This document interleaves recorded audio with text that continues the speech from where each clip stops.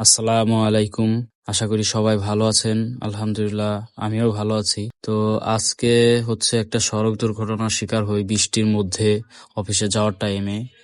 তো বাইকের হ্যান্ডেলের এখানে ছিলে যায় আর ইন্ডিকেটরটা ভেঙে যায় আর হেডলাইটের নিচের প্লেট যেটা থাকে এই প্লেটটা বাঁকা হয়ে যায়। আরো কিছু জায়গায় স্ক্র্যাচ এই ধরনের পড়ে। তো দুর্ঘটনাটা ঘটে মূলত হচ্ছে এক ভদ্রলোক স্কুটি নিয়ে উনি রাস্তা ক্রস করতেছিল।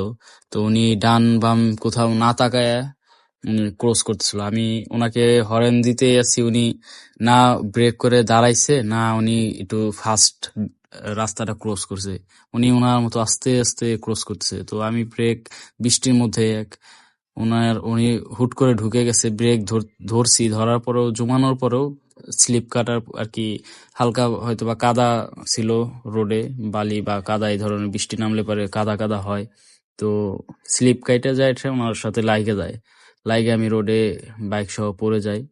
তো আশা করি আপনারাও সচেতনভাবে চলাফেরা করবেন, কারণ আপনার দোষ না থাকলেও আপনার বিপরীতে যে থাকবে তার কারণে হয়তো বা আপনার দুর্ঘটনা ঘটতে পারে। তো সবাই সাবধানে থাকবেন। আসসালামু আলাইকুম।